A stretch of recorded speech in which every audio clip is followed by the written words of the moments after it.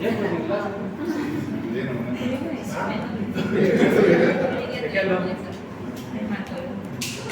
Mire, legalmente, de verdad que nosotros podríamos haber empezado haciendo. Yo por eso les digo, me di cuenta, pensé que de verdad el 21 era jueves, por eso es que yo había planteado que no sea, pero bien que alguien me hizo acuerdo que no es el jueves, pues el viernes en realidad.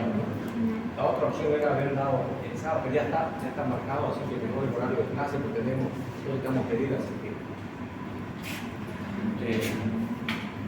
así que vengan. Es un examen, ya de hecho no hay nada de lo común, son cosas comunes. No hay, nadie quiere matar a nadie, así que.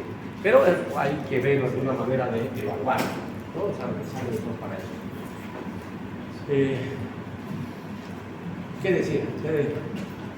¿Cuál es mi posición respecto a lo que pasó? Ustedes me han escuchado. Yo siempre he dicho, no hay que permitir. Está hecho, si ustedes miran, en patología propia.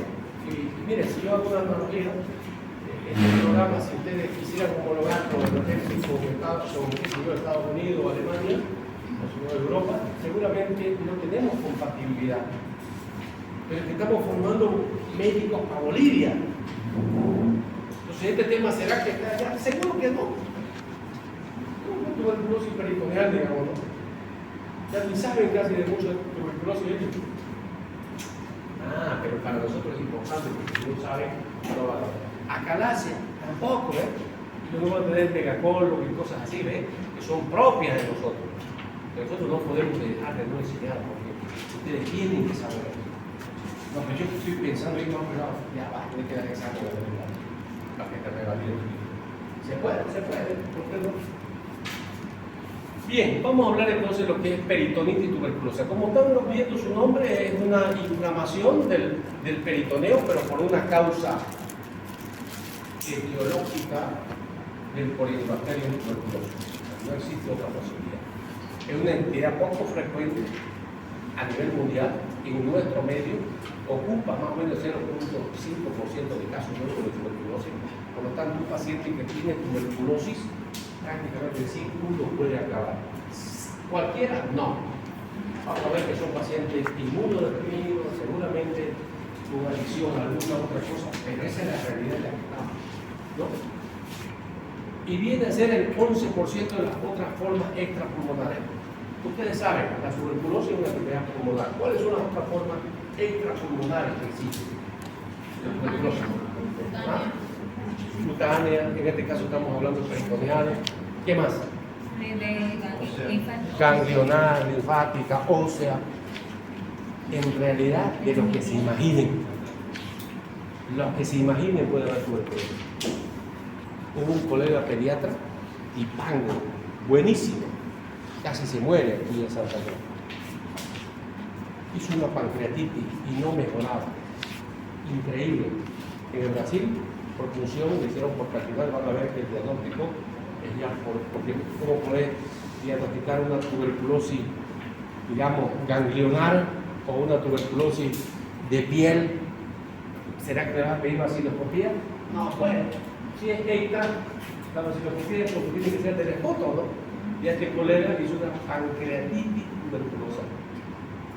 Hay que ver, bueno, ¿cómo lo diagnosticaron? Por funciones. Esta es una forma, entonces, la peritonitis, tuberculosis peritoneal. Recuerden que pacientes que tienen portadores de otras patologías, como artritis, ya decía. ¿Cualquiera de nosotros podría enfermar? Sí, ¿por qué no? La vacuna, los que somos vacunados, o sea, por todos nos vacunan contra la tuberculosis. ¿De qué forma previene? ¿Previene que uno me enferme de tuberculosis? 100% no. ¿De qué previene? La forma grave. ¿Cuáles son las formas graves? La meningia, por ejemplo, la miliar, por ejemplo. Eso evita. O sea, que cualquiera de nosotros estamos expuestos, de repente se nos baja un poquito la defensa y algunos tuberculosos o algún tuberculoso en un ambiente cerrado se puede contagiar. Pero es muy poco probable que haga estas formas extrapulmonares. Va a ser circunscrito al pulmón y se hace diagnóstico y tratamiento por su articulación. Por lo tanto, este tipo específico viene a ser en algunos pacientes que tienen alguna otro tipo de patología. Entonces, la peritonitis tuberculosa es una entidad secundaria a otra lesión tuberculosa que viene a través de qué?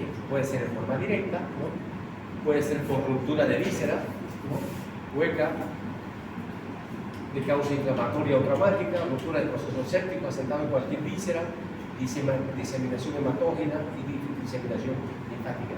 Si ustedes miran, casi va a ser como una siembra de cáncer. Uno puede tener un primario en otro lado y en forma secundaria está llegando al peritoneo. O sea, y se puede inflamar. Entonces, ¿qué viene una peritonitis? Un proceso inflamatorio general o localizado ¿de qué? De la membrana peritoneal. En este caso, o sea, hemos dicho que el mayor porcentaje, cuando hemos estado hablando de peritonitis, hemos visto que es de por ruptura de algún tipo de víscera, ¿no? O sea, apendicitis, llámese ese, ¿no? Pero aquí puede ser por invasión bacteriana también, necrosis local o contusión directa. Esta es la definición de peritonitis en general. Dentro de esto, nosotros estamos hablando en este caso de la peritonitis tuberculosa.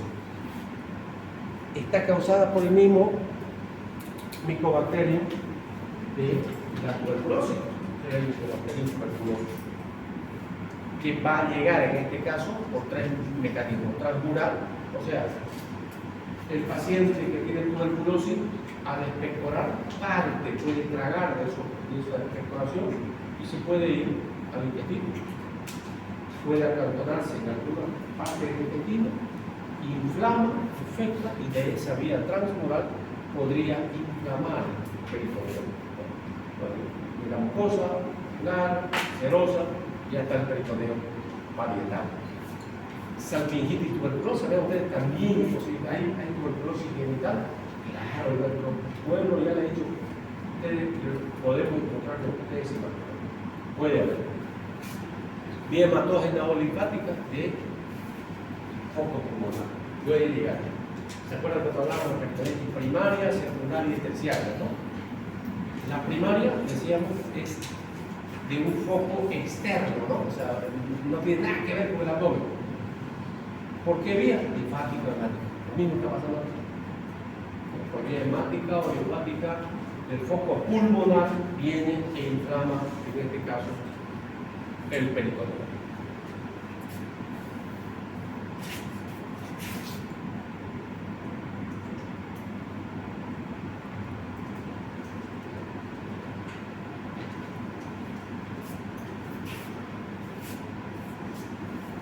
La persona, ¿no?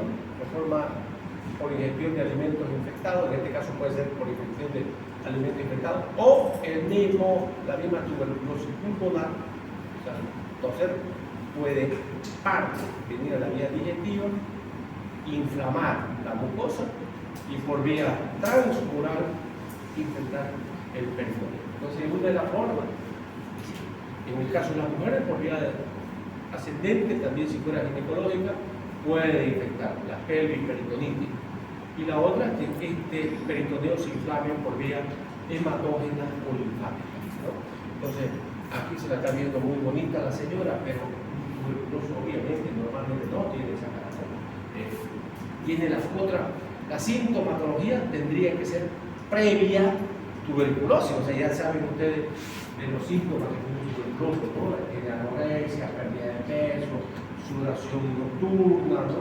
Entonces, síntomas próximos. Además, viene a su yapa a complicarse con que se inflame el peritoneo. ¿Cuáles son las formas que tiene de presentación la tuberculosis peritoneal? Dos formas, una seca y una húmeda. Ambas obviamente clínicamente son diferentes.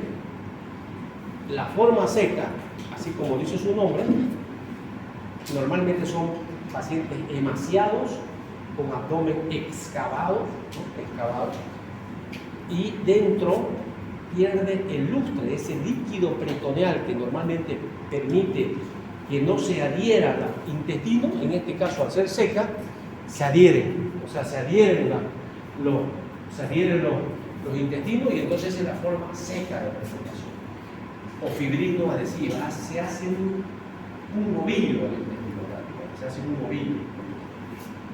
Y la forma húmeda viene a ser al revés, viene a ser más bien un paciente que hace como si fuera un paciente cirrótico, o sea, es un abdomen más o menos globuloso, el mal estado lo tiene el paciente, pero hace formar líquido más bien en la cavidad abdominal, simula como si tuviera líquido. Entonces, son las dos formas, ¿ves? Húmeda o asíptica. Aquí estamos viendo, ¿no?, la posibilidad de si es ginecológica o no. En el caso de que sea transmural, empieza en la mucosa y de aquí la mucosa va avanzando y no llega a perforar. O sea, la infección va avanzando, compromete la muscular y luego pasa a la serosa, y una vez que viene la serosa viene a inflamar. La imagen que da la tuberculosis es como esto, mire, como si fuera un granos, así, granos que le aparece a todo el peritoneo. En este caso, que el peritoneo es el visceral, ¿no?, por encima de la víscera, y también se impregna el peritoneo parietal. Por eso el que no tiene experiencia, si está operando, de repente si mira esta imagen, parece la imagen típica de la carcinomatosis, o sea, como si fuera cáncer. Y claro, el aspecto macroscópico es así. ¿Quién te va a definir si es tuberculosis o es cáncer? El patólogo. Entonces, por eso alguna vez, cuando hemos salido del quirófano y hemos encontrado esto, yo les he dicho a los familiares, miren, hay dos posibilidades, que sea tuberculosis o cáncer. Tuberculosis, dice algunos, ¿no? Yo le digo, juegue que sea tuberculosis, porque la tuberculosis tiene cura, ¿no, verdad? Y si fuera carcinomatosis, ay, pero quiero decir, la gente está a morir de cáncer de repente más elitista, ¿no? A que fuera tuberculosis, no. Por suerte la tuberculosis tiene tratamiento, por suerte tiene tratamiento. Pero esta es la imagen, así, esa es la imagen que se muestra en la tuberculosis. En la forma seca, y decimos fibrino-adhesiva, así se queda el intestino. O sea, se adhiere, se hace un ovillo. ¿Se acuerdan cuando hablaba yo de abdomen agudo perforativo? Le mostraba imagen de una paciente, decía que tenía tuberculosis biliar y le mostraba y que fue, al final, ¿en qué acabó esa paciente? En un abdomen agudo perforativo. ¿Por qué? Porque las vísceras se ponen así. Y entonces la paciente comerá poco, nada, y come, y imagínense, no tiene esa facilidad de peristaltismo, y entonces en esos movimientos se pueden perforar. O sea, la complicación de esto, al estar movido, es la perforación. Claro, si estuviéramos en algún país, de repente uno no sabía la forma de ver esta misma imagen. Vean ustedes en un tránsito intestinal, es que se ha visto que no, esto es colon, pero esto es intestino delgado. Miren, es todo un bollo, no se ve anatomía. ¿Por qué? Porque es esto. O sea, es una forma seca de la tuberculosis peritoneal. Aquí están viendo la misma, y esta es la forma externa. Parece, como les dijera, como si fuera una carcinomatosis, como si hubiera siempre el carcinomatosis. La forma de carcinomatosis es cuando ya está diseminadísimo el cáncer, o sea, cuando uno se fue para todos lados, ¿no? Entonces, esta es la forma de presentación de la carcinomatosis. Y aquí estamos viendo el intestino con cáncer, pero también estamos viendo el resto, el peritoneo, o sea, el peritoneo parietal. Entonces, compromete el peritoneo visceral, porque empieza en la mucosa y en forma transmural lo atraviesa y llega a verse de esta forma de tuberculosis. Y también sigue la siembra al peritoneo parietal. Lo mismo, que son las mismas imágenes, como estamos viendo, esto se vería si fuera con un colonoscopio uno llega hasta ciego y puede pasar hasta el hilo terminal, que normalmente es donde empieza la infección. Esta sería la imagen que vería, ¿no? Y entonces ahí ya podrías identificar, pero necesitamos hacer biopsia. En una imagen radiológica, miren, lo que se está viendo es esta estenosis, o sea, esta estenosis que puede provocar, y luego el apelotamiento del mismo intestino. ¿Cuáles son las manifestaciones clínicas? Primero piensen en lo que es la tuberculosis propiamente dicha, o sea, los mismos síntomas de la tuberculosis. Ahora, específicamente, porque no estamos hablando de tuberculosis pulmonar, estamos hablando de tuberculosis, en este caso peritoneal. ¿Qué vamos a ver? Va a haber un curso subclínico durante semanas o meses, o sea, por lo tanto el paciente puede estar con la tuberculosis, no le duele el abdomen, como le decía. Vuelvo a ratificar el caso de la pacientita esta que la pongo de ejemplo. Ella, todo el mundo sabía que tenía tuberculosis, estuvo en tratamiento de tuberculosis, pero se asumía que el dolor era por complicaciones de, digamos, del dolor de los medicamentos, ¿no? Una vez que ya pasan esta semana, él o la paciente puede tener distensión abdominal. Si es forma húmeda, va a tener ascitis, ¿no?, con características de exudado, dolor abdominal difuso, porque se inflama todo el peritoneo. O sea, no es un dolor localizado. Aquí no vas a encontrar lumbar, no vas a encontrar Murphy, sino más bien vendría a ser casi como un puñado de Murphy. Va a haber fiebre, pero la fiebre atribuible obviamente a la misma tuberculosis.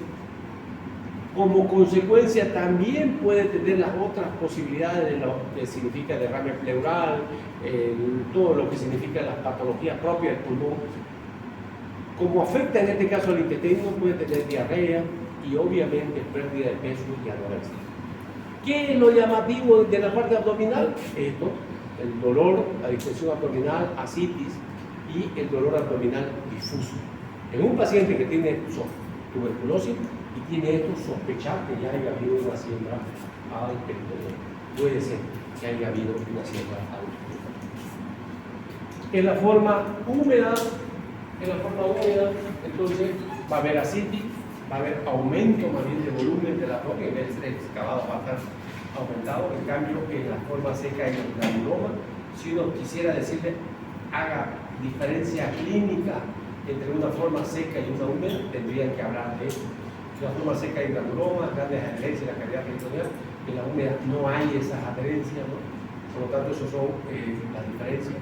En ambas formas va a haber pues, fiebre intermitente, porque eso es propio de la tuberculosis, dolor, hipersensibilidad abdominal, anorexia, astenia, son síntomas propios de la tuberculosis. Malestar escleral, puede haber tuberculosis superficie peritoneal, y si es humedad, la cistipositis, la acumulación de líquido de la cavidad, ¿no? Entonces, eso es para que vamos tomando en cuenta. Hay dos formas de presentación clínica, seca y húmeda. En la seca, el abdomen es excavado, hay la posibilidad de las adherencias entre ellos. En la húmeda hay más bien líquido ascítico, pero en ambas va a haber las características propias de una tuberculosis. Si yo tuviese un paciente con tuberculosis, está con dolor abdominal, y entonces con abdomen excavado, como en el caso de la paciente que he comentado, y veo esta imagen, significa que la complicación que tuvo la paciente es que se infectó, una perforación intestinal a consecuencia de que hizo una tuberculosis seca, una tuberculosis seca que hizo adherencia. Esto es una perforación, no es obviamente de tuberculosis, porque aquí están viendo el intestino limpiecito, sin adherencia, esto era traumático, pero es solamente para ejemplificar lo que significa una perforación, ¿no? Y viene lo del diagnóstico. ¿Es fácil? No es fácil, no es fácil. Por eso es que nos metemos en tuberculosis. Tenemos que ver los cirujanos en tuberculosis, por cómo tenemos que hacer el diagnóstico y cómo serían las complicaciones. O sea, cómo en las complicaciones, a ver si se perfora aquí, no va a haber el clínico, no se va, ¿no? Entonces, el método de elección, aquí ya no hay vaciloscopía, no hay PPD, nada de eso. Entonces, ¿qué queda? Queda patología. Antes de que haya la laparoscopía, el método ideal era la laparoscopía. Imagínense, operar a un paciente, operar para sacar biopsia, ¿no? ¿La laparoscopía es una cirugía? Claro, es una cirugía, pero es mínimamente invasiva, porque por un pequeño orificio podés ingresar y mediante ese orificio podés obtener biopsia. Entonces, el método de elección es la laparoscopía con biopsia para el diagnóstico, ¿no? Esta biopsia la vamos a mandar a la patología y ahí te va a identificar la lesión propia de la tuberculosis. Son hallazgos característicos macroscópicamente para hacer la laparoscopía, porque eso es lo que ve. ¿no? El peritoneo está engrosado con nódulos blancos, amarillentos, que esto simula, ya de hecho, al que no ha visto nunca, el que nunca ha visto una tuberculosis peritoneal, rápido piensa que es una carcinomatosis. Una persona con carcinomatosis obviamente tiene caquexia, anorexia, pérdida de peso, entonces voy a decir, no, sí, que se está muriendo de cáncer, cuando había sido una tuberculosis. Entonces, si es forma seca va a haber múltiples herencias, si es forma húmeda va a haber líquido acítico. En ocasiones el aspecto macroscópico puede confundirse con carcinomatosis peritoneal.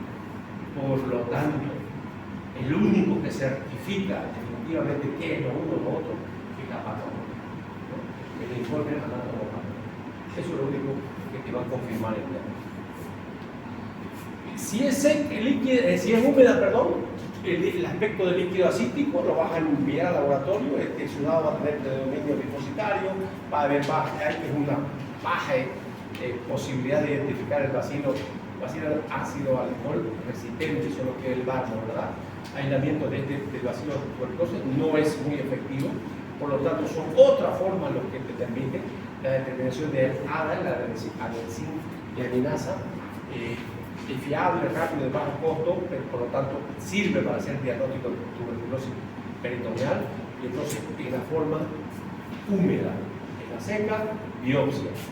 La inespecificidad clínica en los hallazgos de laboratorio y rutina son inespecíficos, por lo tanto, no es que no vamos a pedir, vas a pedir hemograma, vas a pedir la BCG, no, vas a pedir, obviamente va a tener anemia, pero como consecuencia de lo que no come. Por lo tanto, es importante que pidamos, pero no es lo que nos va a llevar al diagnóstico. Entonces, si es seca, la biopsia. En la húmeda sirve, también, pero en la húmeda podemos utilizar lo que significa el ADA para hacer estudios de líquido. Entonces, para eso había sido que servimos los cirujanos en este caso. Porque no hay que ser cirujano para hacer eso. El clínico, las veces te va a derivar por la sospecha. Como con quién lo cubrimos. Usted quería ver, ¿lo vas a operar? No. Una vez confirmado el diagnóstico, se lo devolvemos a que haga el tratamiento, porque vamos a ver qué exactamente. ¿En qué casos asumimos nosotros? Si se permite la complicación. Entonces, por lo tanto, no hay que esperar. En ocasiones, el diagnóstico diferencial con procesos abdominales se hace bastante difícil, por lo tanto, a veces esa disyuntiva no debe ser otra cosa, debe ser un paciente. A veces nosotros perdemos mucho de esa empatía, de ese ponernos en el lugar del paciente y los etiquetamos. No hay que permitir que lo etiqueten a uno. Yo le digo, a veces nosotros, de repente decimos, no, mi compañero siempre fue flojo del colegio, ¿no? Ya la etiqueta es de flojo. ¿Será que le vas a permitir que todo el tiempo tenga que etiqueta si es que no cambia de actitud? ¿Puede cambiar? Puede cambiar. Y los pacientes pasan lo mismo. No permitas que se quede con un etiqueta. Es tuberculoso, no le haga nada. Si le duele, dale un calmante. Puede estar haciendo otra forma. Puede tener alguna otra patología. Entonces no hay que permitir que se etiquete los pacientes. En un 37.5% de los pacientes, los casos de palpación de una masa abdominal orientan el diagnóstico hacia una neoplasia o hacia un quiste. Por lo tanto, vean ustedes, uno a veces se inclina. Y va a depender mucho de dónde está. En Bolivia dice, si vos escuchás toser a alguien, vas a pensar en tuberculosis. En el África, si escuchás a galopes, vas a pensar en animales, ¿verdad? En Bolivia, si vos pensás toser a alguien, ¿cuándo se considera un sintomático respiratorio? Después de 3 semanas, ¿no? O 20 días de tener tos o expectoración, ¿no? Entonces ya son sintomáticos. ¿Qué significa eso? Casi 100% tuberculosis. Estás obligado que ese paciente tiene que pedir una base. Así de sencillo. No, eso es todo normal. Puede ser normal, ¿no? Normal porque se está acostumbrando, pero ese tipo está tosiendo y está contaminando. Cuando se vuelve a hacer tratamiento, en menos de 3 semanas lo negativiza.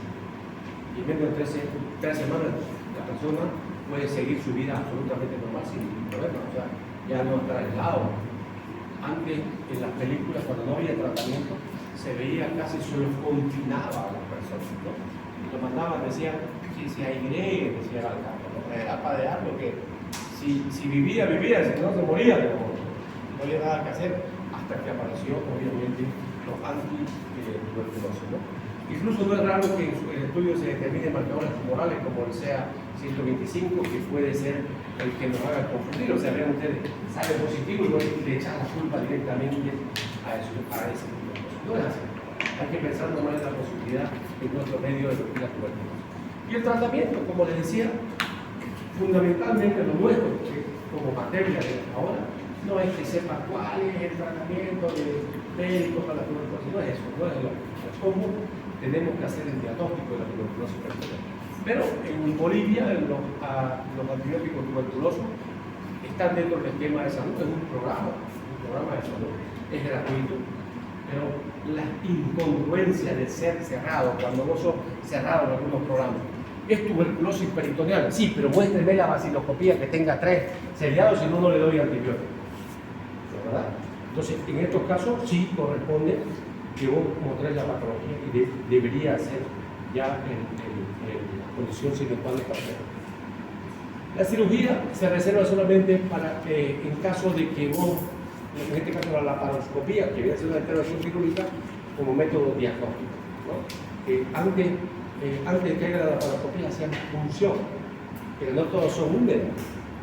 Hay un buen porcentaje que son secas, entonces ¿qué le vas a sacar? Aire, con mucho peligro incluso que los perforemos, ¿no? Entonces por eso es que la laparoscopía es un método importante. Ahora, nosotros como cirujanos, si se perfora, te jodiste, ¿no? Tenés que operar, no te queda otra. No hay chance, ya le decía, en una radiografía, signo de neumoperitoneo, 100% seguridad que haya una perforación. ¿De qué es la perforación? No sabemos. Por lo tanto, tenés que entrar a operar. Si no lo operas, te van a procesar después por algún motivo. Y el tratamiento médico son los mismos, isoniazida, rifampicina, piracinamida y el tambutol, que vienen a ser los esquemas clásicos, depende del esquema que utilices. Aquí es un esquema un poquito más prolongado, pero eso ya va a ser materia de medicina interna, ¿no? Pero, como les digo, lo importante es que nosotros lleguemos al diagnóstico. Eso es lo que busca uno en este caso, es buscar llegar al diagnóstico. Y a eso es lo que nos remitimos, a eso es lo que nos aportamos.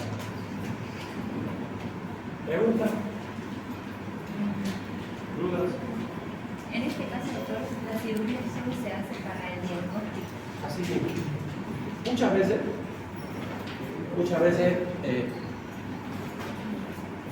hemos operado, decía, el diagnóstico es medio raro, difícil. Hemos operado a un paciente con una peritonitis, pensando que era una peritonitis de otro tipo, y encontrás que es una peritonitis tuberculosa. Increíble, el paciente empieza a recuperar. Y algunos hablan de la aireación, digamos, ¿no? Y no es así, digamos, en realidad ha sido porque ya lo mandaban a patología y le empezaron a dar sus antibióticos específicos, ¿no? Mejora. Entonces, pero no es ya lo correcto en este momento. Ahora, si uno dice, no tengo, yo no sé hacer la laparoscopía, pues derivarlo a un lugar donde haga la laparoscopía para que le haga la biopsia. Porque hacer una herida tan grande en un paciente medio desnutrido, con la cirugía, está reservada como método diagnóstico y solamente para tratar qué cosas, las complicaciones. Si se perfora, ya no hay duda que ya se convirtió en un agudo perforativo. Es para eso. Muy bien, no tenemos otra pregunta. Pasamos práctica, ¿no? Porque de una vez, haremos martes y jueves, porque el viernes no hay tampoco. Y el jueves lo vemos sobre todo el total a las 6:15. No lleguen atrasados, ya les he dicho, el día del examen no hay excusa. Yo me transformo, porque le van a ver a... Doctor, el día de Ya no río.